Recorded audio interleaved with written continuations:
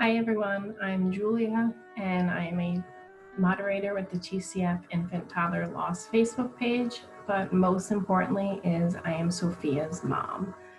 I was 23 years old when I had Sophia. She was a micro preemie, so she was born at 23 weeks, weighing 1 pound, 1 ounce, and 10.5 inches long.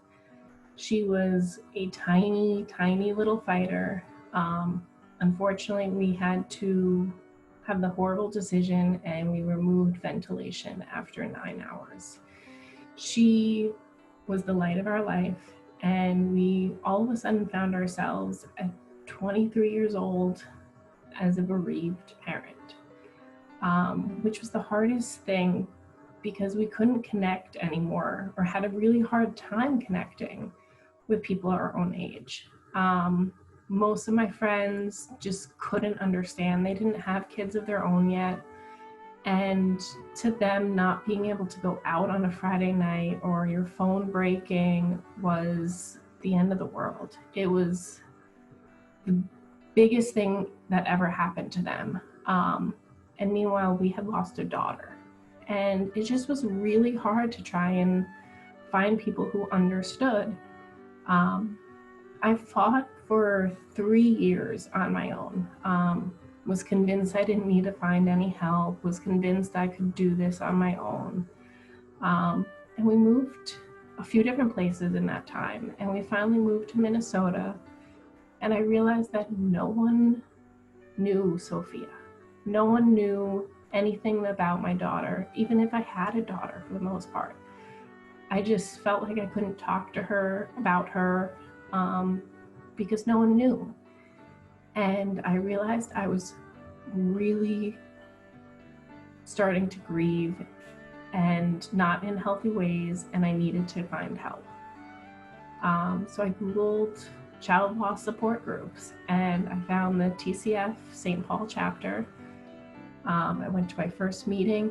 It took me a few months, but I finally got the courage to go, and I walked through those doors that first time. And Kathy Seehutter, the TCF St. Paul chapter leader, was the first person who I met. And she told me that she was really sorry I was there, but she was very happy that I had found them. And I feel like that is such a great way of sharing it. None of us want to be in this group or club or however you want to say it. None of us chose to lose our children. But we come together and we support each other and we're there for each other, and we're happy that we have at least those people. The chapter was my sanctuary. It was where I could talk about Sophia and tell all of my fears, my grief, my guilt.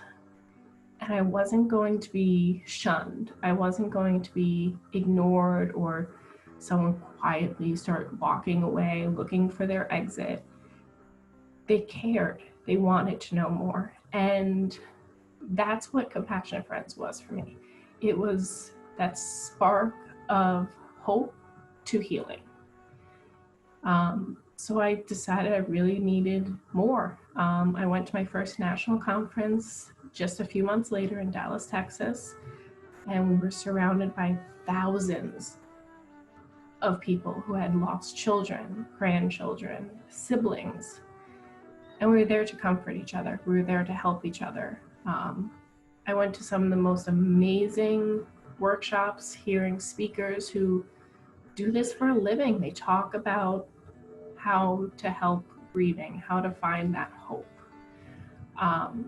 It was the most incredible experience. It's hard to explain.